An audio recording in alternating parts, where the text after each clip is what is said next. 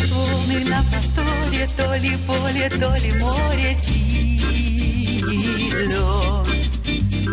Словно песня, словно пламя, словно небо под ногами, синий лед. Это невыносимо. Это становится невозможным. Им не нравится то, что я делаю. Не нравится. Нужно что-то изменить. Я должна себя спасти.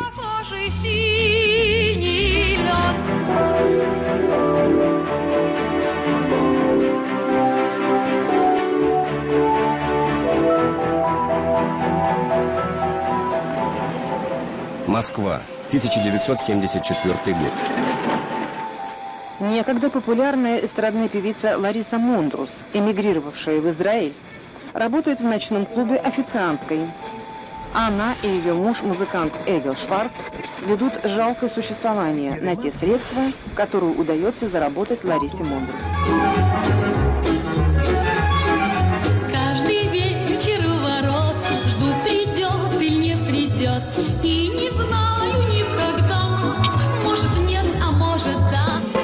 Как от сказочных принцесс, от простых стюардесс потеряли мальчики покой.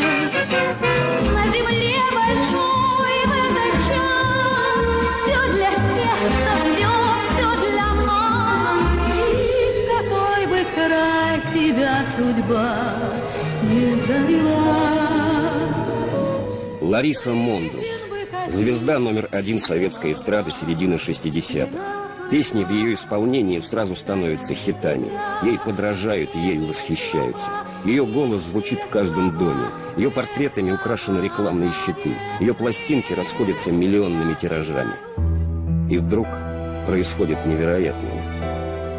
Директору Москонцерта Зельманову Николаю Григорьевичу от певицы Ларисы Мондрус: прошу уволить меня по собственному желанию в связи с личными обстоятельствами. Москва, 1972 год. Весть о том, что популярная певица Лариса Мондрус подала заявление об уходе из Москонцерта и собирается уехать из СССР, моментально облетела весь музыкальный мир столицы. Коллеги недоумевали. Уж ей-то что еще нужно? Живет в трехкомнатной квартире, хорошо зарабатывает, за границей бывает на гастролях. Некоторые откровенно осуждали. Заелась. Живу все время я между небом и землей, между небом и землей. Лариса была востребованной певицей. Востребованной, не капризной, симпатичной, общительной, коммуникабельной девушкой. И как гром среди ясного неба прозвучало то, что она покидает нас и уезжает с мужем на постоянное жительство в Германию. Те, кто в начале 70-х уезжали из СССР, понимали, что, может быть, никогда не встретятся со своими родными, близкими, родственниками, что вряд ли смогут вернуться на родину. Память об уехавших стиралась полностью. Те, кто уезжали, уезжали навсегда.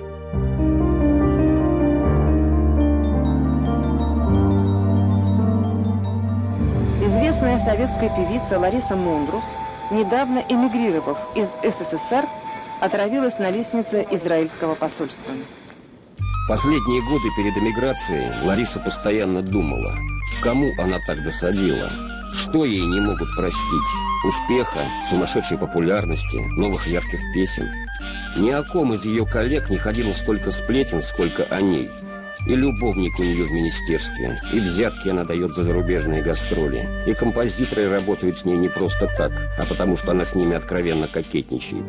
Она мучилась и страдала, но не находила объяснения.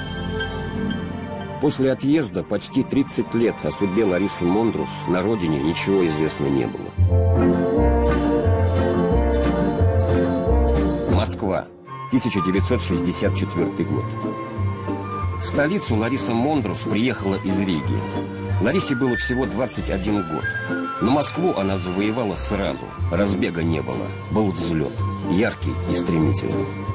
Появилась такая стройненькая, симпатичная девушка Лариса Мондрус. вместе с Эгилом Шварцем, со своим мужем. И сразу понравилось зрителям. Зрительный зал, когда объявляли конференции, еще не выходя, ей раздавались аплодисменты. У нее легкий был вокал, легкий очень. И произносимые фразы очень красиво настроил, очень, но молодец. Добрый вечер. А что это значит? Значит, день был по-доброму начат. Значит, день был по-доброму прожит.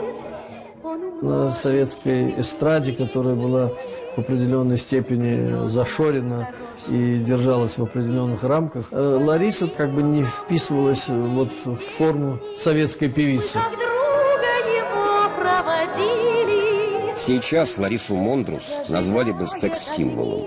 Но для советской эстрады того периода такие определения были под запретом. А об изящных ножках и стройной фигуре критика не писала вовсе. Короткое платье, это уже красивые ножки. Молодая, симпатичная, хорошая прическа. Ну, все было гармонично. У нее был роскошный тембр, летящий, красивый, хрустальный голос и репертуар под стать. Лариса Мондрус только появилась в столице, а ее уже приглашают для участия в радио и телепередачах. С ней начинают работать лучшие композиторы страны. Тогда издавался такой журнал «Кругозор». Были такие виниловые пластинки, знаете, вот тоненькие совсем. И вот на этой хрипящей, щипящей пластинке я вдруг услышал очаровательный голос, который пел песню «Сколько солнца, сколько моря» и так далее. По-моему, тоже одна из первых ее записей, которая стала шлягером, и эту песню знала вся страна. Я когда услышал ее голос, он мне очень понравился. У меня возникла мысль написать такую песню, где можно было бы спеть дуэтом. Я поделился своими мыслями с поэтом Онегином Гаджикасимовым. Он написал вот слова, она называлась «Песня птиц». И там такой пролог и эпилог пел я, а основное, значит, он, она пели Муслим Магомаев и Лариса Мондрус. Я люблю только тебя.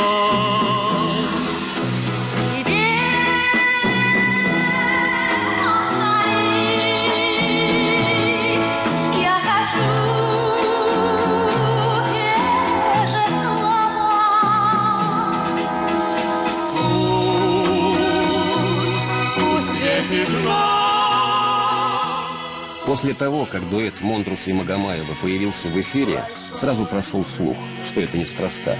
Муслим Магомаев был любимцем публики. Это был певец, с которым никто не мог сравниться по своей популярности. Спеть с ним дуэтом была мечта тогда каждой исполнительницы. И вдруг он поет вместе с певицей, которая не успела в Москве толком-то и оглядеться. Об их дуэте с Ларисой Мондрус говорили тогда все. И даже помню съемку эту в «Голубом огоньке». Она в роскошной белой норковой шубке, в белой такой шапке меховой. Я была в такой симпатичной желтой шубке искусственной. Мне дали чужую накинуть на мои плечи. Устроили хорошую красивую зимнюю сценку со снегом, с ветками. Предположения были разные. В Москве прошел слух, что у них роман. Двое таких красивых, молодых, талантливых артиста не могут остаться безразличны друг другу, рассуждали зрители.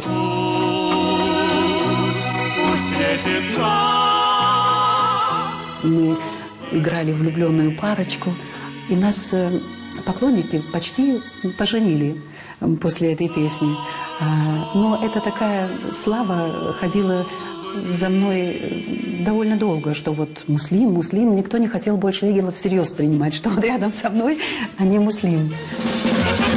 Шагает солнце по бульварам, сегодня солнце влюблено, и на ходу влюбленный паром улыбается оно, и ветерок поет гитару. С Муслимом Магомаевым Лариса Мондрус и Эгил Шварц надолго останутся хорошими друзьями.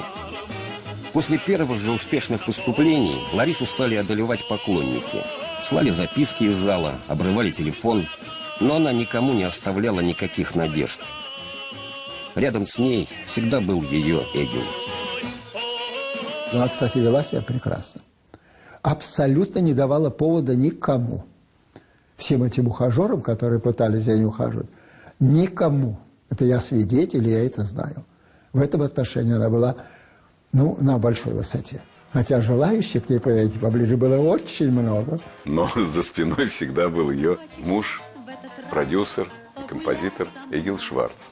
Жесткий колючий взгляд, который ощущал каждый мужчина, который прикасался взглядом к ее лицу. Скрывая сожаления, я опустила взор, где ж твое воображение, милый мой фантазер. Я держал ее, по-немецки говорят, auf die lange Leine. По-русски звучит немножко нехорошо. На длинном поводке. Я пытался сколько мог создавать ей ощущение, что она совершенно свободна. Но, конечно, я ее ревновал.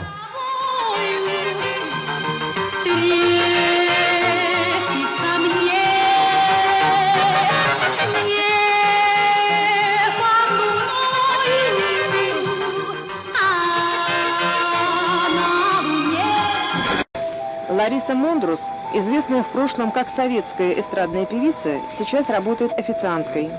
Все ее попытки начать сольную карьеру на Западе закончились крахом. Не выдержав проблем, связанных с эмиграцией, она развелась со своим мужем. На самом деле все было с точностью да наоборот. Лариса, слушая эти лживые сообщения, не могла избавиться от навязчивых мыслей. Но почему же и здесь мне не дают покоя? Почему постоянно треплют мое имя? Почему нагло врут? Не щадят моих близких и родственников? Кому я могла так досадить? Лариса Мондрус родилась в Риге. У будущей звезды советской эстрады музыкальные способности проявились очень рано. В неполные 18 лет она стала солисткой Рижского эстрадного оркестра, в котором Эгил Шварц тогда был дирижером. Я помню, что с первого момента мне Эгил очень приглянулся. И у Эгила были такие симпатичные 2 ямочки. И, в общем, он был очень, конечно, шармантный. И я очень быстро поняла, что я, в принципе, была в него влюблена. Эгил Шварц был женат, в семье росла дочь. К тому же он был старше Ларисы. И первое время старался не показывать своих чувств. Хотя влюбился в Ларису сразу. Когда я ее видел, то я был просто поражен ее, 18 лет ей было, 18. Я был поражен ее эротическим сиянием, я бы так перевел, из немецкого я сейчас перевожу. И я думаю, что это потом остался ключом ее успеха на всю жизнь, в искусстве тоже. Между Ларисой и Эгилом возникли отношения, о которых знали в оркестре. Родители Эгила не были в восторге, что их сын собирается бросать семью из-за молоденькой певички. Волновались и родители Ларисы. Уж слишком молода для замужества. Эгил окончательно принял решение о женитьбе после одного случая. Он был в армии на сборах, и Лариса приехала к нему. Она 2 раза приезжала ко мне туда с большой сумкой. У нее был приготовленный холодный борщ, у нее были всякие лакомства. И я думаю, что есть такая поговорка, да, любовь у мужчин идет,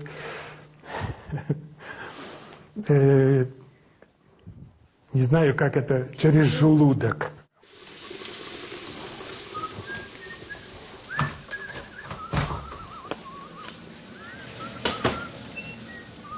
Я посмотрела сейчас совсем недавно, как я выглядела и какие-то красивые песни. И в какой бы край тебя судьба не завела, сплетен бы каких тебе молва, не наплела, ты повторяй всегда, я тебя люблю, я тебя люблю. В общем, песня о любви очень красивая. Если у вас будет возможность, то вы все-таки постарайтесь эту песню до слушателя донести.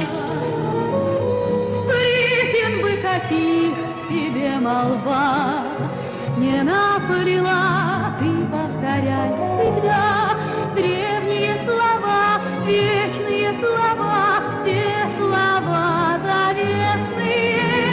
Я тебя люблю, я тебя люблю, я люблю тебя.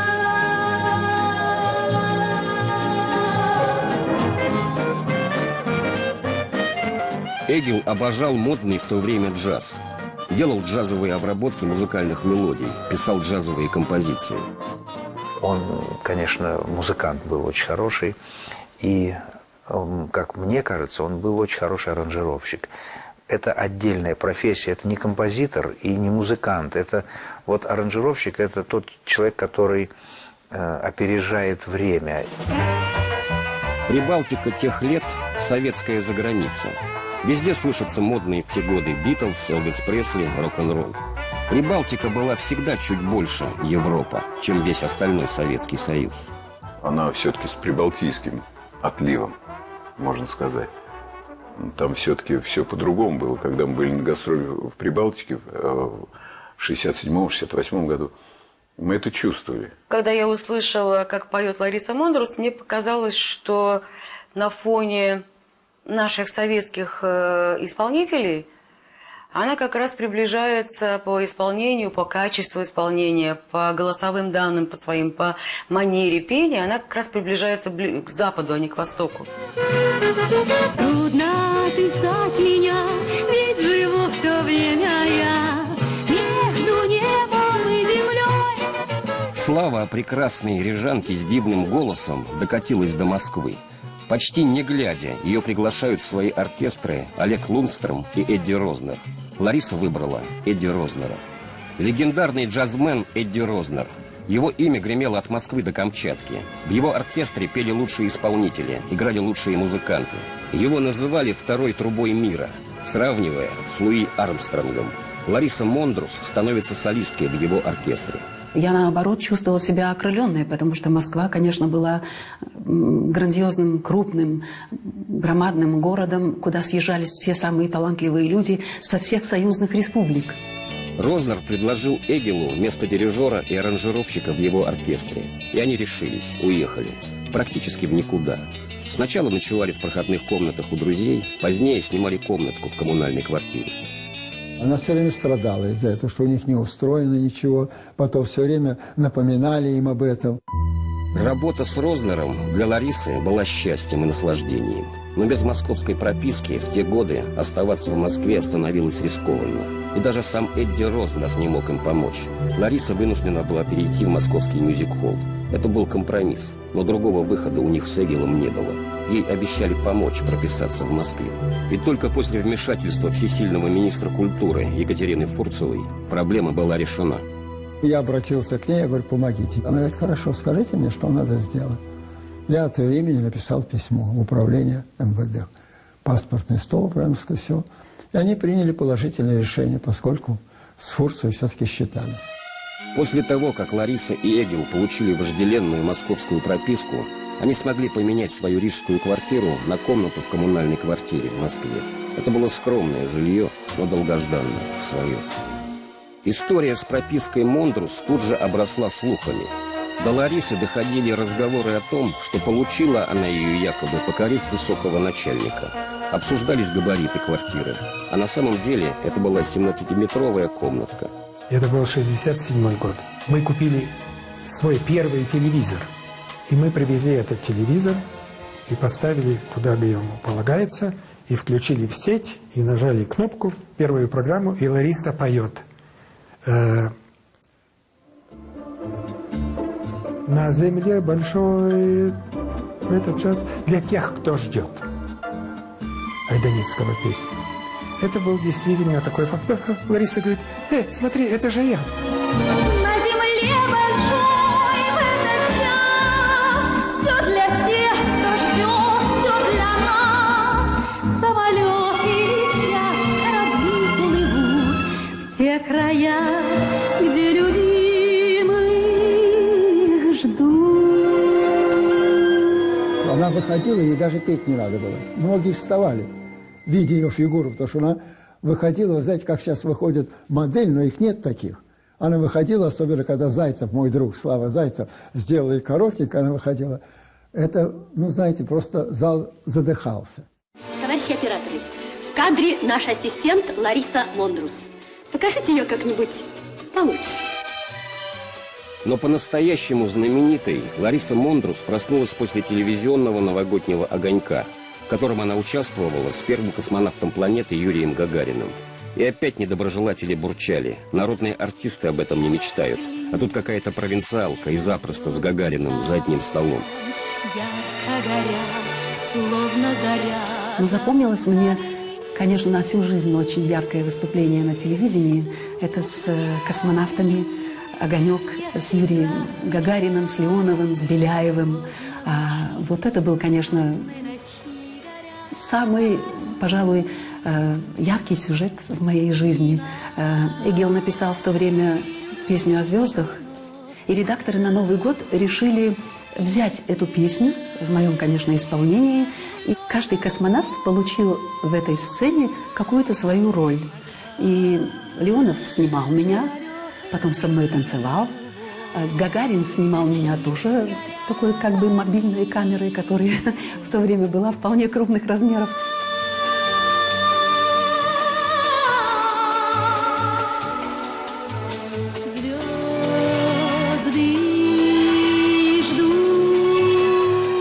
Был Леонов, точно, Алексей, я помню, и был Беляев, Павел, по-моему. Вот они были трое. Она сидела с ними за столом. Знаете, какая зависть у всех была. Лариса приехала из Прибалтики и сразу с Гагариным рядом сидит. Это же вообще, знаете, ну, он мне позвонил. У вас такие девочки. Я говорю, нет, знакомить не буду. У тебя Валя хорошая жена. Так в шутку я сказал. Ларису Мондрус любили космонавты. Часто приглашали к себе с выступлениями в звездный городок. Лариса всегда к этим поездкам тщательно готовилась, придумывала наряды. Благо к ее фигуре подходило многое. А в то время была мода платья, коротенькие юбочки, много ножек. Но поначалу это было все нужно, а потом постепенно, каким-то образом, эта идеология становилась все строже и строже, и меня начали ругать, что я одеваю слишком часто коротенькие платья и показываю слишком много ножек, и что надо себя вести скромнее, и особенно тогда, когда я приезжаю в звездный городок, потому что там уж и стены обязывают вести себя прилично. Мне попадало довольно часто от руководства Москонцерта за то, что я недостаточно подготовилась к встрече с космонавтами. О Ларисе шла слава как о профессиональной, но строптивой певице. Она ни в какую не шла на уступки, если ее просили чиновники, мнившие себя модельерами, изменить фасон платья или длину юбки. Мы даже, я помню, приехали на телевидение с ней, и она привезла брючный костюм американский. У нее такой был красивый, в черных тонах, с какими-то там, ну, цветы, но не просто вот цветы, а он какой-то строгий такой, не просто чисто черный. Ну и, короче говоря, ей не разрешили в нем петь. Сказали, что в брючном костюме нельзя петь. Ну, она говорит, Люсь, поехали отсюда. Как бы я ни старалась, я не могла никогда исправиться или стать той послушной и правильной певицей, которые меня хотели видеть те, которые занимались в то время идеологией. Лариса откровенно не любила шефские концерты, считала их халтурой. Но это была единственная возможность после выступления перед коллективом продовольственного магазина или строительного склада купить копченую колбасу, индийский чай или обои. Продукты надо было. Ну, тогда мы на 7 ноября, конечно, все старались попасть на шефский концерт в Елисеевский магазин. Конечно, мы участвовали там. В 60-е годы гастроли за рубеж были заветной мечтой каждого исполнителя. Мюзик-холл выезжал чаще остальных коллективов. Еще работая там, Лариса побывала на гастролях в Польше. Ее принимали с восторгом. Очень полюбили. Везде, за границей, здесь, везде полюбили. Вплоть до того, когда мы уезжали из Польши, они уезжали, я оставался зачем-то по другим вопросам. И там работники, которые, видно, были на концерте, говорят, что же вы остаетесь, оставьте нам и Ларису. Таких поездок было всего 3. Зарубежные гастроли были полностью во власти концертных организаций. Ларису приглашали в ГДР, Польшу, Югославию. Она была одна из немногих советских исполнительниц, кто пела на иностранном языке. Но я была, конечно, наивной и глупенькой, и очень радовалась тому, что меня пригласят еще раз, и обязательно в октябре, и всему верила. Но приехав домой, как-то так ни в октябре, ни в ноябре, ни в декабре, никогда больше не получила никакого приглашения. А когда мы с Эгилом начали интересоваться, а где же, может быть, все-таки было приглашение, то меня долго очень мучили совершенно фальшивыми ответами и говорили: нет, нет, ничего нету, никаких запросов нету. Очевидно, не хотели пускать. В конце 60-х она перестает выезжать. Доброжелатели советовали: заведите роман с влиятельным чиновником. Лариса только возмущалась в ответ. Мне казалось, что незаслуженно меня обижают, или когда мне многое запрещают, хотя я с этим не согласна, то это, конечно, откладывало на меня большое впечатление. И не сразу я становилась другой. Не сразу я теряла свою гордость или теряла свой дух противоречия или дух такой: а я докажу, а я буду бороться. Я постепенно начала понимать, что эта борьба у меня как с ветряной мельницей. У меня на моей стороне нет правды. Уже будучи известной, одной из самых популярных артисток, Лариса с мужем долго жили в маленькой комнатке в коммунальной квартире. Как и миллионы советских людей, они стояли в очереди на кооператив. Но в 1969 году их бесцеремонно отодвинули под предлогом того, что они бездетная пара. Для Ларисы это был еще один удар. И только покровительство влиятельных людей спасло положение. Эти наши покровители сказали: Ларочка, вы мучаетесь с квартирой, у нас есть свой человек, не министр, как это называется, Совет министров Российской Федерации. Споешь шефский концерт, там очень хороший дядечка такой, он тебе поможет. Я должна была заниматься какой-то жутчайшей ложью и говорить о том, или писать о том, что я в положении, и что у меня предвидится увеличение семьи, и только за счет этого я смогла получить квартиру за свои деньги. Рядом по соседству с Ларисой и Эгилом жила семья композитора Юрия Маликова. Мы с Эгилом утром разогревали машину, потому что антифриза еще не было, и мы выходили, сливали на ночь воду, зимой это имеется в виду, потому что иначе мотор замерзнет. Вот, утром заливали кипяток в двигатель, брали паяльные лампы, разогревали. В общем, это была целая история, чтобы зимой проехать в 30-градусный мороз. Помогать по хозяйству актрисе стала Людмила Дородного, которая после отъезда Ларисы долгие годы работала с Аллой Пугачевой. Людмила была одна из немногих, кто знал, как тяжело далось певице это решение. Я Ларисе говорю, Лариса, я говорю, ну а что, я говорю, вот вы, я говорю, собираетесь уезжать, я говорю, чего, я говорю, вам здесь не хватает? Люсь, ну ты понимаешь, вот мне здесь в этом запрещают работать, петь это запрещают, то-то запрещают. Когда я смотрю, они уже стали учить язык, потом стали уже собирать там что-то с собой. Ну вот, даже покупали там это белье. Но я привезла с собой хрустальные стаканчики для водки и для шампанского. Я давно этим ничем не пользуюсь. Я хотела вам показать, я спрятала в этот шкафчик далеко-далеко-далеко, посмотрите. А чтобы раз было непонятно, просто можно было вообще все забыть. Надо было только взять свою голову, свое здоровье, а все остальное никому не нужно. Конечно, было бы лучше иметь деньги тоже, но мы взяли с собой $200. Все, that's it. Москва, 1967 год. Страна начала активно готовиться к 50-летию Октябрьской революции. От эстрадных исполнителей стали требовать песен высокого гражданского звучания, а лучше откровенно пафосного. Конец 60-х годов, начало 70-х, в эстраде было господство баритонов. Мужчин с серьезными голосами, обученными консерваторскими голосами, которые не получили достаточного успеха в опере или как камерные исполнители и нашли себе легкий заработок большой на эстраде. Лариса Мондрус в эту нишу не вписывалась. В репертуар Ларисы стали вмешиваться редакторы Москонцерта, запрещая ей петь то, что она считала нужным. Особенно требования к репертуару ужесточились в 1970 году, в год столетия основателя государства Владимира Ленина. В Москонцерте ей говорили откровенно: у вас будут проблемы, пойте гражданскую, а не любовную лирику. Она не пела комсомольских песен, не пела ура-патриотических песен.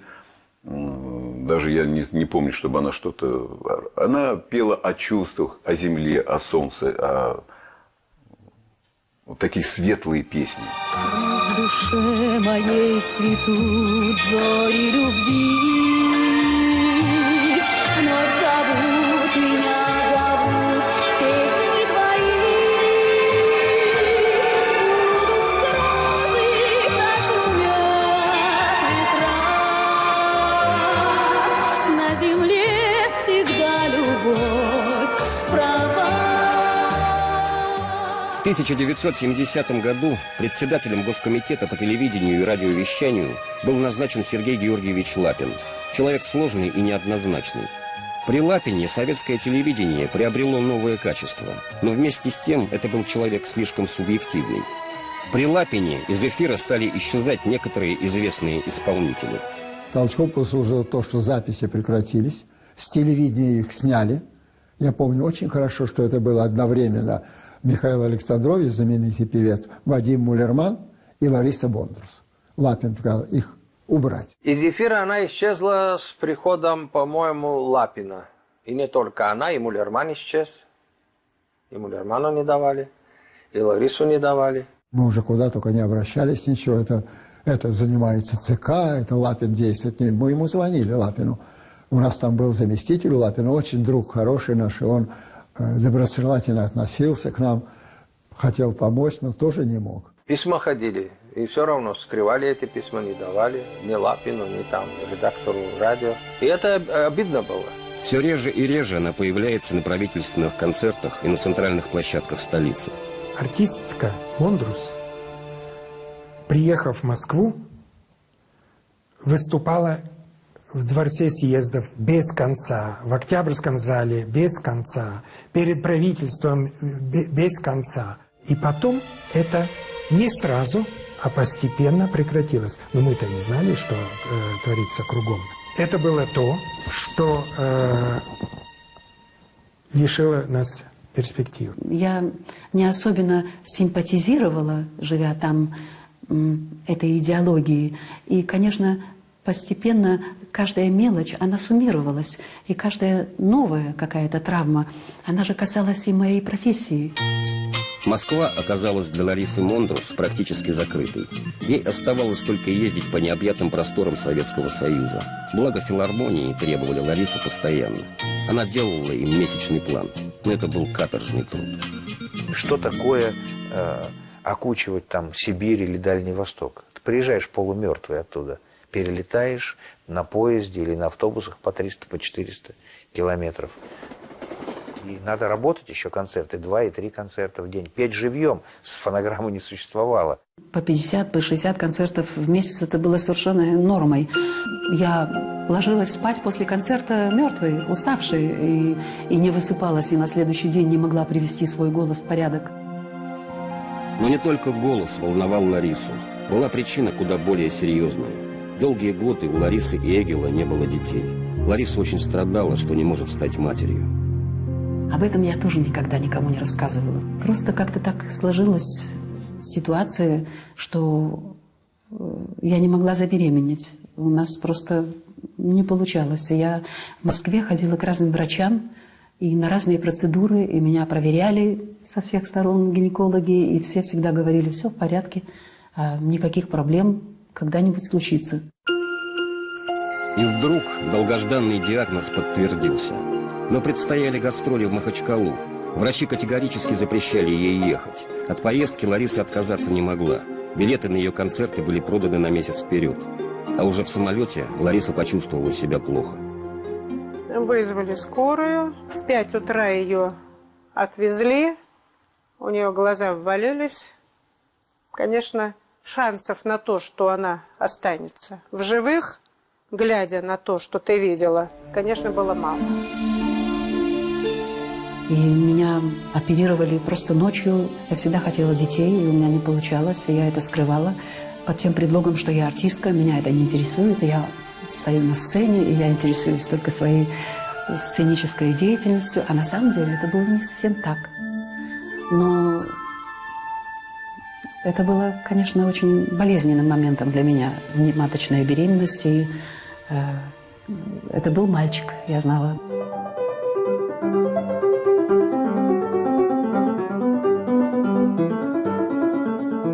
Мечта стать матерью сбылась в Германии. Сын Ларисы и Эгила, Лорен, способный музыкант, но выбрал свой путь, стал ученым. В 2003 году Лариса Мондрус приехала в Москву впервые после 30-летнего перерыва как турист. Она привезла с собой сына, показать родину. Это уже была другая страна и другая Москва.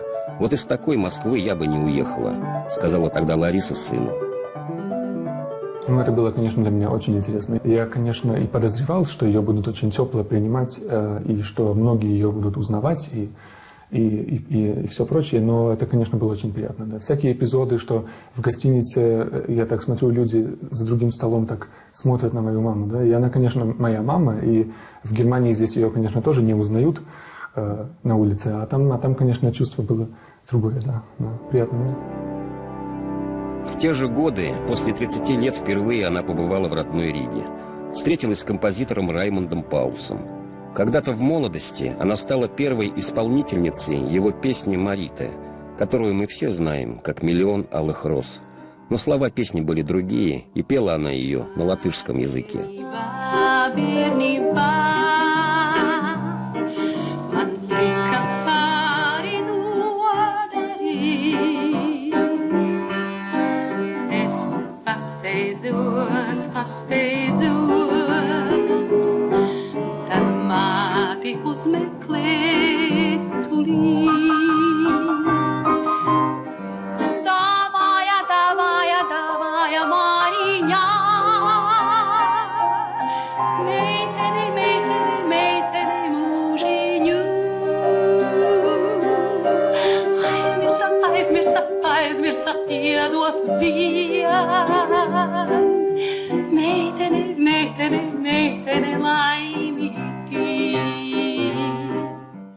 Когда у меня ёкает сердце, еще сегодня, когда я слышу кремлевские куранты. Будете смеяться, но этот звук кремлевских курантов, он для меня до сегодняшнего дня еще остался чем-то, что меня связывает вот с чем-то очень важным, с чем-то весомым. Лариса и Эгил понимали, что в Германии она, наверное, не будет петь. Они ко многому не были готовы. Чужой язык, система контрактов, отсутствие знакомых и связей. Но их это не остановило. Этот шаг был очень тяжелым. Я и сегодня о нем думаю с большим содроганием, потому что сегодня я никогда бы не решилась на такой шаг. В числе тех, кто попросил политического убежища и эмигрировал, певица Лариса Мондрус. Уже через год она подала прошение о возвращении на родину. Я, конечно, не думала, что такая «Известия», вроде бы серьезная газета, может такие сплетни писать. А они написали, что? Я открываю эту «Известию», там написано: такие певицы, как Лариса Мондрус, вынуждены за рубежом работать на подмостках ресторанов, чтобы заработать себе на хлеб.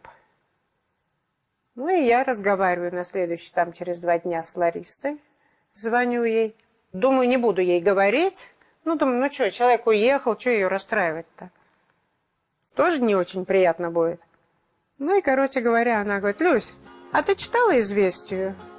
Я говорю: читала. Ну и как тебе это милое вранье? Du stehst im Schatten der Liebe, die ist Dunkelheit. Первый гонорар у меня был очень хороший. Этот первый гонорар у меня был 3000 D-марк. Я чувствовала себя такой богатой. 3000. Я приехала, у меня же были гроши вообще. И вдруг 3000 D-марк за свое первое телевизионное какое-то выступление, небольшое. Immer wieder wird es klar und die Sonne zieht heraus. Я первым делом в магазин и купила себе белого цвета маленький цветной телевизор за 1298 D-марк тогда. D-марк. Это было для меня очень много. Я взяла в кредит даже, чтобы оплачивать этот телевизор.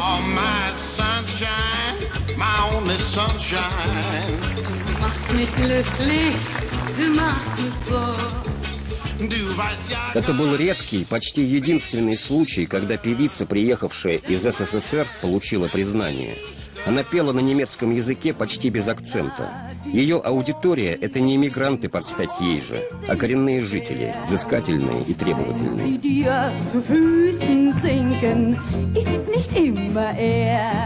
Молодая певица приехала на Запад, и уже в том же году вышла пластинка, появились рецензии, были концерты.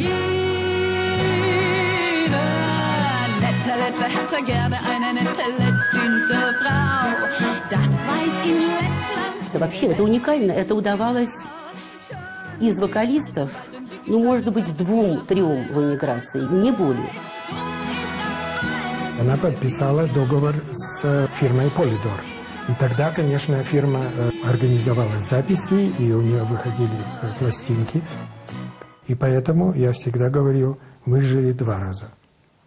1 раз до выезда, а 2 раз после выезда. Ее раскруткой занималась крупнейшая в Германии фирма «Полидор». Лариса объездила весь мир и везде имела успех. В 80-м году имя Ларисы Мондрус включили в сборник «100 звезд сцены». Наряду с такими именами, как Элла Фиджеральд, Фрэнк Синатра, Деннис Руссос и другими.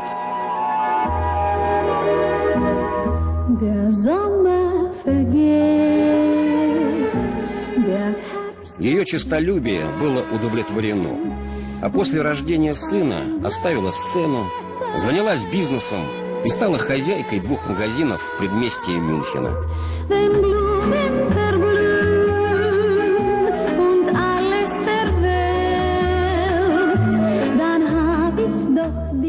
Вопреки пропагандистским слухам, для Ларисы и Эгила эмиграция не стала крахом. Они прошли этот нелегкий путь, потому что были вместе. Я уже старая. Очень хорошо представляю. Очень иногда бывает досадно, что, оказывается, я тоже старая. А с другой стороны, я говорю, ну, я не одна старая, у меня муж тоже состарился вместе со мной. И раз мы вместе состарились, то в этом, наверное, есть что-то нормальное, ну, естественное. Все. Да? Чего